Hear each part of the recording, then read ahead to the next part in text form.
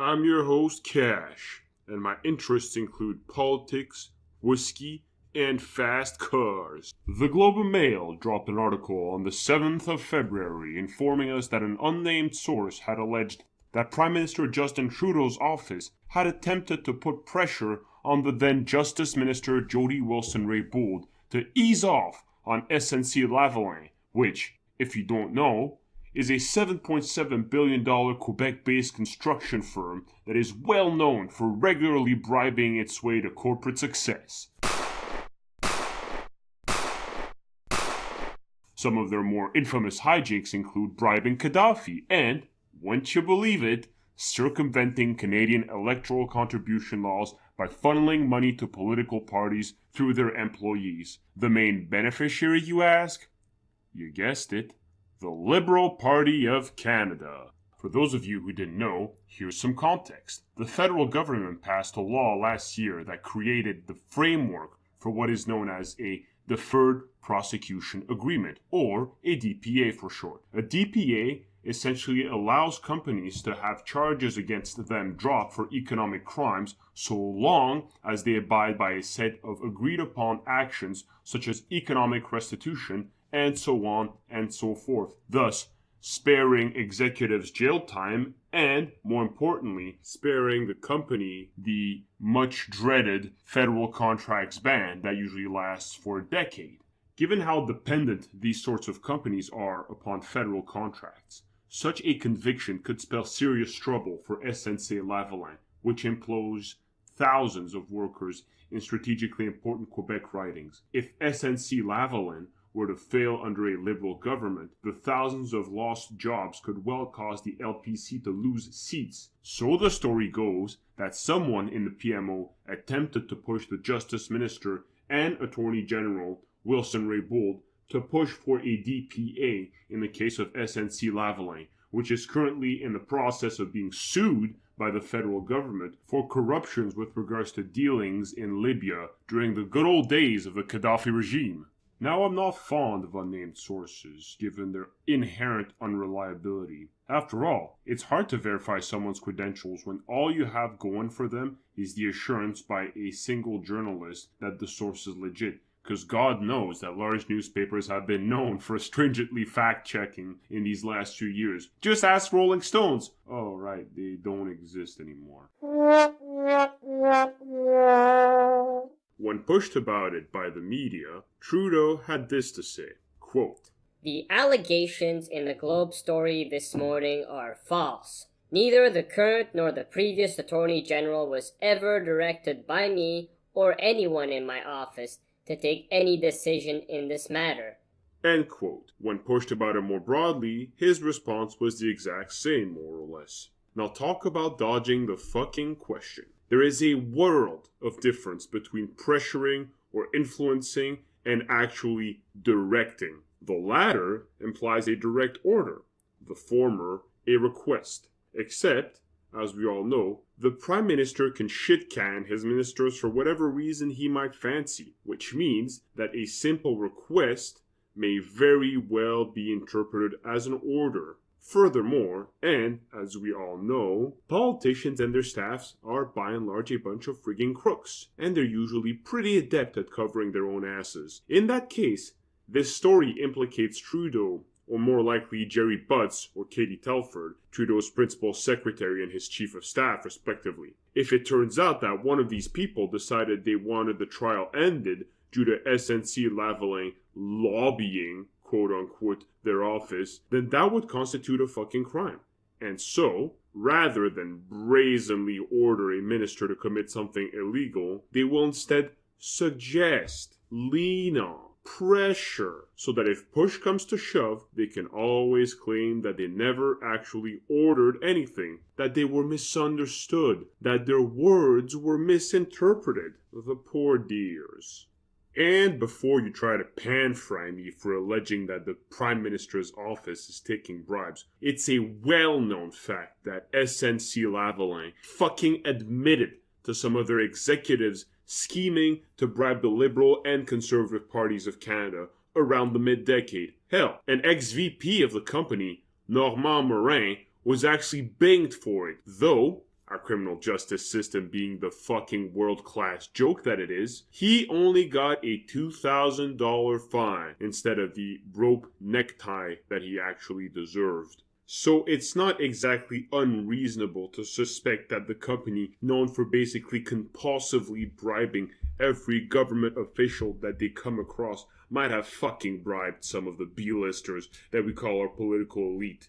It's not as if the Liberal Party of Canada hasn't pulled shady shit in the past already, such as the ad scam scandal. Now, I can actually believe that Justin Trudeau was honest in his statement that he didn't actually pressure or direct the Justice Minister to do anything, because I fundamentally believe that he's an incompetent Prime Minister. In fact, he might potentially be the most incompetent Prime Minister we've ever had in our history. And it's not that hard to prove either. The guy lacked any qualification or experience required to actually get into politics. And please, spare me the bullshit arguments about learning politics at his father's knees, as if the Trudeaus were some Game of Thrones style dynastic fucking power unit instead of the dysfunctional ass family of nation wreckers that history will remember them as. The fact is that Pierre Elliott Trudeau, never mind the utter distaste that I have for his policies, was an intellectual giant compared to his fucking idiot son. The apple didn't fall far from the tree in that case, it got fucking ejected into space. Justin Trudeau is nothing like his dad, who, at the very least, was an accomplished academic. Justin, on the other hand, spent his youth just living the trust fund kid lifestyle, dropping out of college, hanging out in BC and working as a part-time ski instructor. And even when he did decide to get a career, it was as a fucking private high school teacher, where, presumably, he spent his days teaching the new generation of the Laurentian intelligentsia, the time-honored tradition of being insufferable cunts. In any case, and if you followed the campaign in 2015, or the few years prior, when he was just a backbencher, the guy was a fucking idiot. He frequently ran his mouth and was in no way taken seriously until the party decided he was their best shot at taking back power after the disastrous 2 fucking elections in which they managed to lose again and again and again against Stephen Harper of all people, who had the charisma of a rat.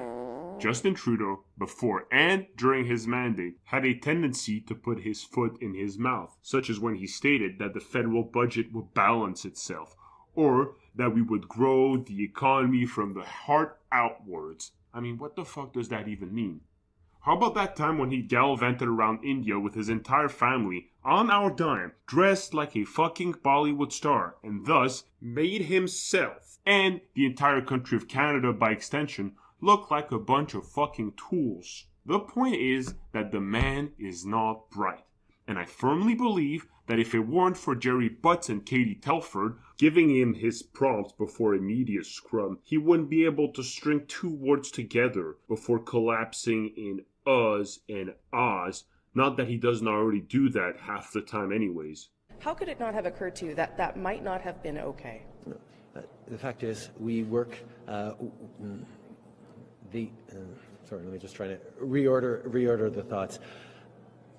The man's not in charge at all. You can see his absence of control and how he can't even control his own cabinet. I mean, Chrystia Freeland has had a disastrous tenure in foreign affairs. She has basically managed to alienate the US, Russia, and China, the big 3, all in one sitting, and people here just lap it up, as if she was the second coming of Henry Kissinger or something. The fact is that the only reason that Ms. Freeland gets to talk shit all the time is because we live under the nuclear umbrella that the US so graciously extends over us, free of fucking charge to. And yet, she preens around like a peacock as if she's become the new Miss fucking America, fighting for justice and order, and not like what she actually is, which is some up-jumped journalist with an axe to grind with Russia. If Trudeau had actual power, he would have fired her along with half of the cabinet for being incompetent, which really should come as a surprise to anybody given the fact that this cabinet is essentially filled to the brim with token minorities. So we get to the point where the smell of shit wafting from the PMO is so pungent that the National Post starts running a story on it, that even the CBC takes time from filleting the Liberal Party of Canada to actually write an article about it, which means that we might actually have a scandal on our hands. Well, would you look at that? It may be that Teflon Trudeau might have actually bought the farm this time, or at least one can hope. To add to this shitpile, there's also the incredibly convenient timing of Minister Wilson-Raybould's firing as Attorney General and Justice Minister and demotion to being the Veterans Affairs Minister. I, like a lot of other people, believed at first that she was fired for being incompetent, which she was. Between her promulgating clearly anti-constitutional laws like Bill C-46, which gives police the ability to conduct arbitrary breathalyzer tests on any driver that they fancy, to her running her mouth about the Colton Boushie verdict, thus undermining the entire concept of judicial independence, she wasn't exactly a shining star as an Attorney General / Justice Minister. So, she was a twat and a terrible minister, and I, along with a bunch of other Canadians, welcomed her demotion. But given that her firing happened around the time where the PMO allegedly tried to enlist her in some pretty shady business, and the fact that this government doesn't actually care about having competent ministers, it makes the whole thing look really freaking suspicious. So here's the take. Either Trudeau is a crook, or he's an idiot, and he's likely both. See, I can't believe that Trudeau knew nothing about it because he's incompetent and liable to be kept in the dark by his quote-unquote aides, Jerry Butts and Katie Telford. But I can also believe that he was in the loop because, man, you'd have to be dense to not see this thing happening all around you. If you didn't know, then he's an idiot and completely unfit to be Prime Minister. And hopefully the opposition can get their heads out of their asses long enough to actually capitalize on the fact. If he did know, well then he's bent. And the ensuing political scandal will hopefully help to deter the Liberal Party of Canada from power. So, here's to a one-term Prime Minister Trudeau, or one can hope at least. I was your host, Cash. Peace out, boys and girls.